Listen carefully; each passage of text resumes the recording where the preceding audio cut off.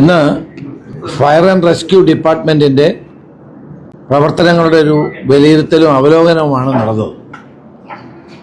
ഈ ഡിപ്പാർട്ട്മെന്റ് വളരെ തൃപ്തികരമായ നിലയിലാണ് പ്രവർത്തനം മുന്നോട്ട് കൊണ്ടുപോകുന്നത്.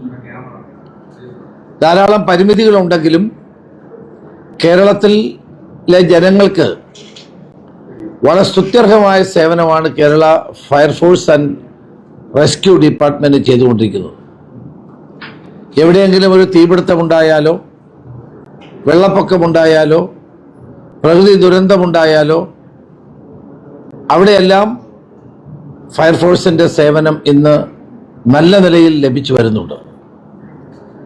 കേരളത്തിൽ അടുത്ത കാലത്ത് നടന്ന വെള്ളപ്പൊക്കത്തിൽ ഏറ്റവും നന്നായി സേവനം നടത്തിയ ഒരു ഡിപ്പാർട്ട്മെന്റ് ഫയർഫോഴ്സാണ്.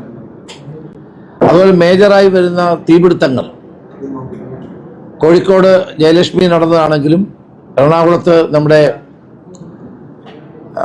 മാലിന്യ സംസ്കരണം നടത്തിയ ബ്രഹ്മപുരത്താണെങ്കിലും, അതോടൊപ്പം തന്നെ കറ്റാനത്ത് ഏറ്റവും റീസെന്റായി നടന്ന കറ്റാനത്ത് ഒരു വലിയ തീപിടുത്തമാണെങ്കിലും എല്ലാം, അതുപോലെ മൂന്നാറിൽ കുടുങ്ങി കിടന്ന വിനോദസഞ്ചാരികളെ രക്ഷപ്പെടുത്തുന്ന കാര്യത്തിലും ഒക്കെ വളരെ സ്തുത്യർഹമായ പ്രൊഫഷണലായ നിലയിലുള്ള റെസ്ക്യൂ പ്രവർത്തനങ്ങളാണ് ഡിപ്പാർട്ട്മെന്റ് നടത്തിയത്.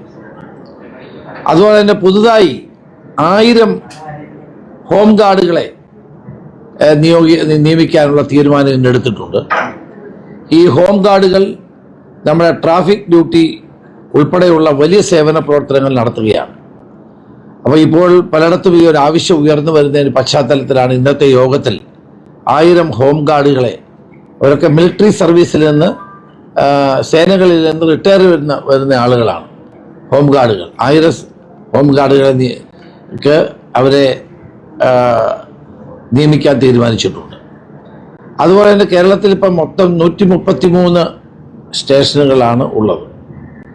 അവിടുത്തെ പ്രവർത്തനങ്ങളൊക്കെ ഞങ്ങളൊന്ന് വിലയിരുത്തി. അതുപോലെ തന്നെ പുതിയ സ്കൈ ലിഫ്റ്റ്, അതാണ് ഏറ്റവും ആവശ്യം. ഇപ്പം കേരളത്തിൽ ഏറ്റവും കൂടുതലുള്ളത് ഹൈറൈസ് ബിൽഡിങ്ങുകളാണ്. ഈ ഹൈറൈസ് ബിൽഡിങ്ങുകളിൽ തീപിടുത്തമുണ്ടായാൽ ഫലപ്രദമായി അതിനെ നിയന്ത്രിക്കാൻ ആവശ്യമായ സ്കൈ ലിഫ്റ്റ് നമുക്കില്ല. കുറേ കാലമായി അത് പല കാരണങ്ങൾ കൊണ്ട് മുടങ്ങിപ്പോയതാണ്. ഏതായാലും അത് എത്രയും പെട്ടെന്ന് സ്കൈ ലിഫ്റ്റ് വാങ്ങാനും സ്മോൾ ലിഫ്റ്റുകൾ വാങ്ങാനുമുള്ള ഒരു നടപടി ഉണ്ടാകും. ഇന്ന് യോഗത്തിൽ ആ തീരുമാനം എടുത്തിട്ടുണ്ട്. അതുപോലെ തന്നെ മാറി വരുന്ന കാലാവസ്ഥയ്ക്ക് അനുസൃതമായി ജനങ്ങളെ സെൽഫ് ഡിഫൻസിലേക്ക് എത്തിക്കാൻ വേണ്ടിയിട്ടുള്ള പരിശീലന പരിപാടികൾ നടത്താൻ തീരുമാനിച്ചിട്ടുണ്ട്.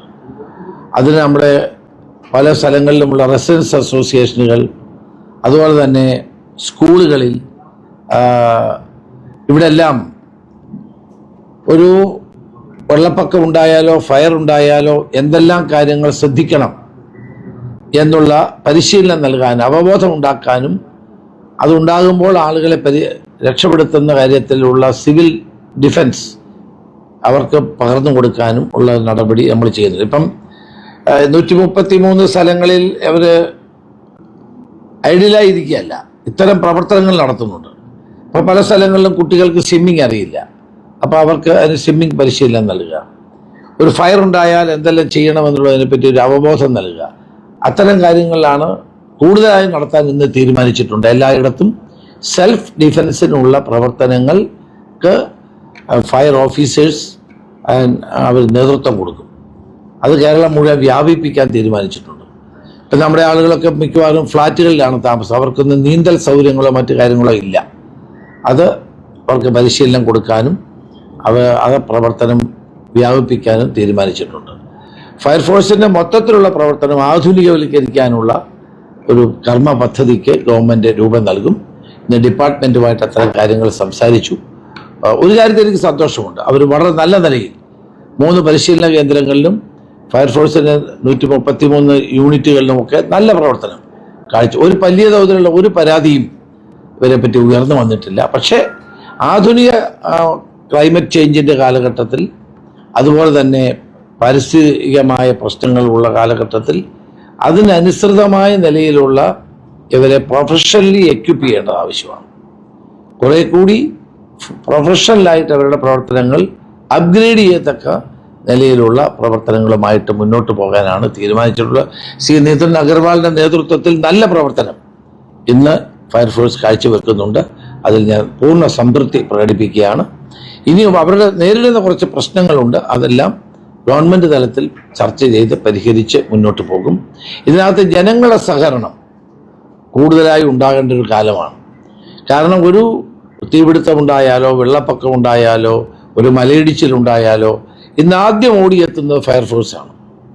പണ്ടൊക്കെ നേവിയുടെ സൗകര്യങ്ങളൊക്കെ നമ്മൾ NDRF ഒക്കെ വരുന്നത്, ഇപ്പം അങ്ങനെയല്ല. ഏറ്റവും ആദ്യം ഓടിയെത്തുന്ന സേവനം നടത്തുന്ന സേന ഫയർഫോഴ്സാണ്. അപ്പോൾ ആ ഫയർഫോഴ്സിനെ കൂടുതൽ ആധുനികവൽക്കരിച്ചുകൊണ്ട് ജനങ്ങളുടെ മാറി വരുന്ന സാഹചര്യത്തിലുള്ള ആവശ്യങ്ങൾ നിറവേറ്റാൻ പര്യാപ്തമാക്കുക എന്നുള്ളതാണ് ഗവൺമെൻറ് ഉദ്ദേശിക്കുന്നത്.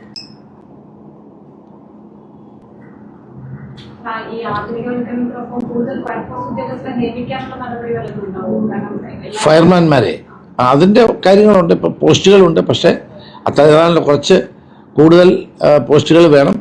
കാരണം നമ്മൾ സ്റ്റേഷൻ അനുവദിച്ചാൽ മാത്രം പോരാ, അതിനോടനുബന്ധമായി പോയി സംവിധാനം ഉണ്ടാവണം. അപ്പോൾ അതുകൊണ്ട് ഇപ്പോൾ എല്ലായിടത്തും ഡിമാൻഡുണ്ട് ഫയർ സ്റ്റേഷൻ ആരംഭിക്കാൻ. ഫയർ സ്റ്റേഷൻ ആരംഭിച്ചാൽ ആൾ വേണ്ടേ? അപ്പോൾ അതിന് റിക്രൂട്ട്മെൻറ്റ് വേണം, പോസ്റ്റ് വേണം. ആ പോസ്റ്റ് ഉണ്ടെങ്കിലേ ഫലപ്രദമായി പ്രവർത്തിക്കാൻ കഴിയുള്ളൂ. പലപ്പോഴും അതുകൊണ്ടാണ് ഞാൻ അവരോട് പറഞ്ഞ ഒരു പ്രയോറിറ്റി തീരുമാനിക്കാൻ പറഞ്ഞത്. എവിടെയാണ് ഇത് വേണ്ടത്, ഇനി അടുത്ത ഫയർ സ്റ്റേഷനുകളിൽ എവിടെയെല്ലാം വേണം, അതിൻ്റെ ഒരു പ്രയോറിറ്റി അവർ തീരുമാനിച്ച് തരാൻ പറഞ്ഞു. കാരണം ചുമ്മാ ഫയർഫോഴ്സ് ആവശ്യപ്പെട്ടിട്ട് കാര്യമില്ലല്ലോ. എവിടെയാണ് നീഡ് ബേസ്ഡ് ആയിട്ട് ഒരു പ്രയോറിറ്റി ലിസ്റ്റ് ഉണ്ടാക്കി അവിടെ ഏറ്റവും അത്യാവശ്യമായ സ്ഥലങ്ങളാണെന്ന് പരിശോധിച്ച് അവിടെ സ്റ്റേഷനുകൾ അനുവദിക്കാനുള്ളതാണ്. ഇപ്പോൾ ധാരാളം ഡിമാൻഡുകൾ വരുന്നുണ്ട്. ഇപ്പോൾ MLA തന്നെ ധാരാളമാണ്. പ്രത്യേകിച്ച് ഇന്നത്തെ കാലഘട്ടത്തിൻ്റെ പ്രത്യേകത അനുസരിച്ചാണ് കൂടുതൽ ആളുകൾ. അതുപോലെ തന്നെ ഈ ഫോറസ്റ്റ് ഫയർ ഉണ്ടാകാറുണ്ട്. അപ്പോൾ ഞങ്ങൾ ഫോറസ്റ്റ് മിനിസ്റ്ററുമായിട്ടും ഡിപ്പാർട്ട്മെൻറ്റുമായിട്ട് ഇക്കാര്യത്തിൽ സംസാരിക്കും. ഒരു കോർഡിനേറ്റഡ് എഫർട്ട് ആവശ്യമാണ്. ഫോറസ്റ്റിൽ ഇപ്പം തീ വന്നാൽ ഒരു കോർഡിനേറ്റഡ് എഫർട്ട് ഇല്ല. അപ്പോൾ ഫോറസ്റ്റ് ഫയർ ഈ കാലഘട്ടത്തിൽ ഉണ്ടാകുന്ന ഒരു പ്രതിഭാസമാണ്. അപ്പോൾ അതിന് ഫയർ ഡിപ്പാർട്ട്മെൻറ്റും ഫോറസ്റ്റ് ഡിപ്പാർട്ട്മെൻറ്റുമായി ചേർന്ന് ചില പ്രവർത്തനങ്ങളെപ്പറ്റി ഞങ്ങൾ ആലോചിക്കുന്നുണ്ട്. ഞാൻ ഫോറസ്റ്റ് മിനിസ്റ്ററുമായിട്ട് ഇക്കാര്യം സംസാരിക്കാനും തീരുമാനിച്ചു. അല്ല, സിവിൽ ഡിഫൻസ് ഇപ്പം തന്നെ നടക്കുന്നുണ്ട്. ക്ഷേമേന്ദ്രൻ ഫയർഫോഴ്സിൻ്റെ മേധാവിയായിരുന്ന കാലഘട്ടത്തിലാണ് തുടങ്ങിയത്. അത് നടക്കുന്നുണ്ട്. പക്ഷെ അത് കുറച്ചുകൂടി വൈഡറായി നടത്താൻ. കാരണം ഞാൻ നേരത്തെ പറഞ്ഞ പോലെ ഇപ്പം നമ്മുടെ കുട്ടികൾക്ക്, പണ്ടൊക്കെയാണ് കുട്ടികൾ കുളവും അരുവിയൊക്കെ ഉണ്ടായിരുന്നു, അവിടെ പോയി നീന്തൽ നടത്താമായിരുന്നു, പരിശീലിക്കായിരുന്നു. ഇപ്പം അതൊന്നും ഇല്ലാത്ത കാലഘട്ടമായതുകൊണ്ട് നമ്മൾ നീന്തൽ കുളങ്ങളിൽ കുട്ടികളെ പരിശീലിപ്പിക്കാനും, കാരണം ഇപ്പോൾ ഫ്ലാറ്റുകളൊക്കെ ആണല്ലോ, അവിടെ ഒന്നും സൗകര്യങ്ങളില്ല പലയിടത്തും.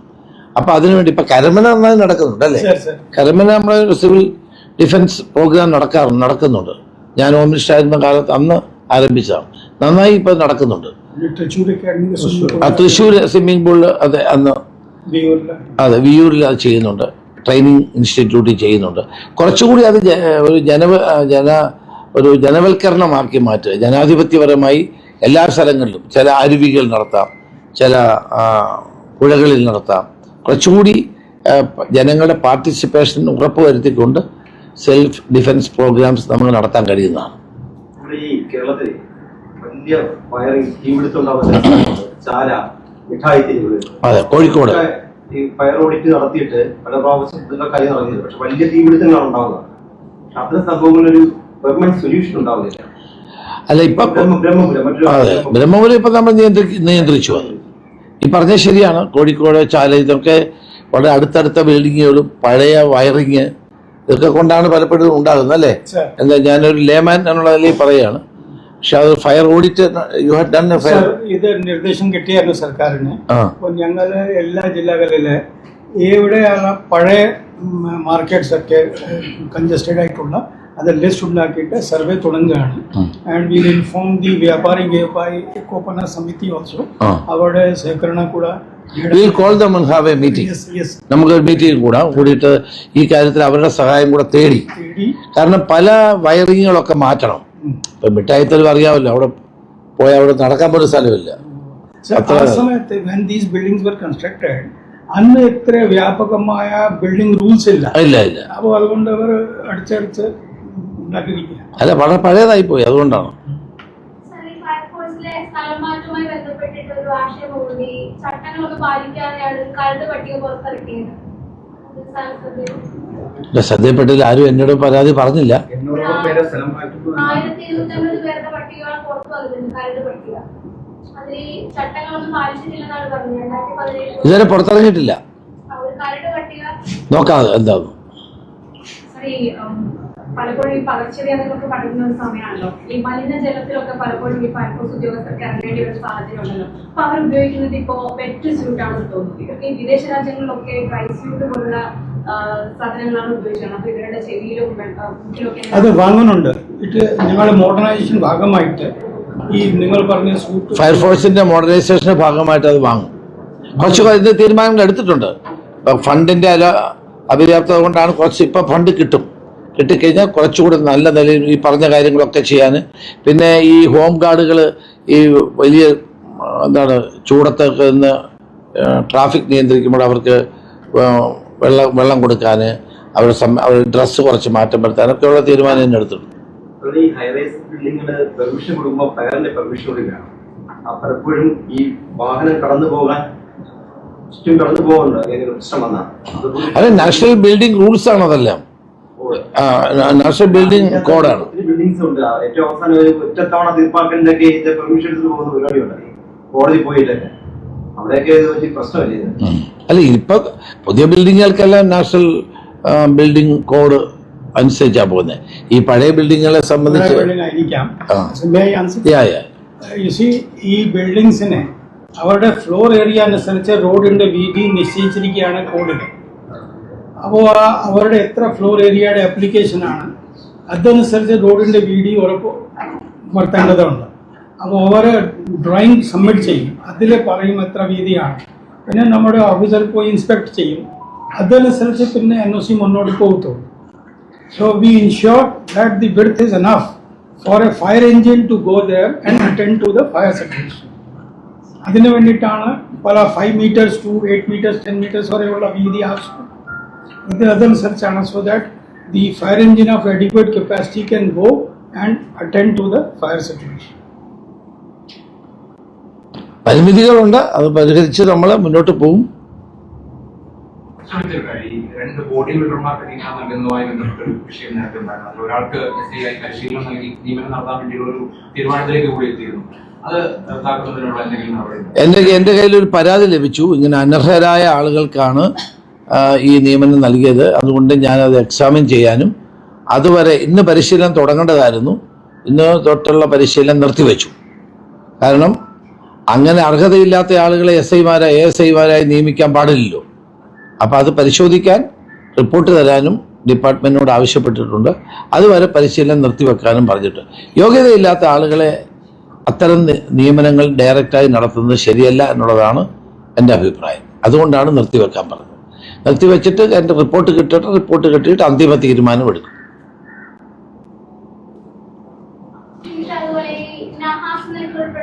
ഒക്കെ പറഞ്ഞല്ലേ ഇന്നലെ, അങ്ങനെയൊന്നും ഇല്ല.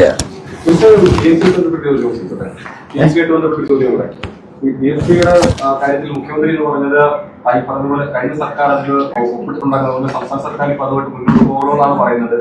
പക്ഷേ മുൻ വിദ്യാഭ്യാസ മന്ത്രി അതിന് പൂർണ്ണമായി തള്ളിക്കളയുന്നുണ്ട്. യുടെ കാര്യത്തിൽ തെരഞ്ഞെടുപ്പിന് മുമ്പും തെരഞ്ഞെടുപ്പിന് ശേഷവും രണ്ടഭിപ്രായമാണെന്നാണ് പറയുന്നത്. അല്ല, PMCയുടെ കാര്യത്തിൽ കഴിഞ്ഞ ഗവൺമെന്റ് ഒപ്പിട്ടതാണ്. കഴിഞ്ഞ ഗവൺമെന്റ് സബ് കമ്മിറ്റി ഉണ്ടാക്കി. ആ സബ് കമ്മിറ്റി ഒരു തവണ പോലും കൂടിയില്ല. എന്ന് മാത്രമല്ല, ഗവൺമെന്റ് കോടിക്കണക്കിന് രൂപ കേന്ദ്രത്തിൽ നിന്ന് വാങ്ങിയെടുക്കുകയും ചെയ്തു. ഒപ്പിട്ടോടെ കിട്ടിയല്ലോ, ഒപ്പിട്ട് ആ പൈസ കിട്ടത്തില്ലായിരുന്നു. അത്രയൊക്കെ ചെയ്തു കഴിഞ്ഞു. ഇനി എന്തെങ്കിലും മുന്നോട്ട് പോകണമെന്നൊരു സബ് കമ്മിറ്റി, അത് മുഖ്യമന്ത്രി പറഞ്ഞില്ലേ? ഇല്ലേ? അല്ല, അതല്ല, ഇന്നിപ്പോ മുഖ്യമന്ത്രി പറഞ്ഞില്ലേ സബ് കമ്മിറ്റി രൂപീകരിക്കുമെന്ന്. സബ് കമ്മിറ്റി രൂപീകരിച്ച് സബ് കമ്മിറ്റി കാര്യങ്ങൾ പഠിക്കട്ടെ. പഠിച്ച ശേഷം നമ്മൾ ആലോചിക്കും. പക്ഷെ ഒരു കാര്യമുണ്ട്, ഇത് ധനകാര്യമന്ത്രിയുടെ അധ്യക്ഷതയിൽ കൂടി അവരിത് വാങ്ങണമെന്ന് തീരുമാനിച്ചതാണ്. അന്നാണ് ആരോരും അറിയാതെ അവർ പോയി ഒപ്പിട്ടത്. ഒപ്പിട്ട് കഴിഞ്ഞിട്ടാണ്, ഒപ്പിടാത്തതുകൊണ്ട് ഒപ്പിട്ട് കഴിഞ്ഞ് ഒരു ഗഡു വാങ്ങിക്കുകയും ചെയ്തു. എന്നിട്ടാണ് അത് പിന്നെ സബ് കമ്മിറ്റിക്ക് വിട്ടു. ആ സബ് കമ്മിറ്റി ഒരു തവണ പോലും കൂടിയില്ല. അപ്പം ആ ആളുകൾക്ക് ഞങ്ങളുടെ അഭിപ്രായത്തോട് ഞങ്ങളെ കുറ്റപ്പെടുത്താൻ കഴിയില്ല. ഞങ്ങൾ എന്ത് ചെയ്യണം എന്നുള്ളത് കമ്മിറ്റി കൂടി, സബ് കമ്മിറ്റി കൂടി അവരുടെ റിപ്പോർട്ട് വന്ന ശേഷം തീരുമാനിക്കും.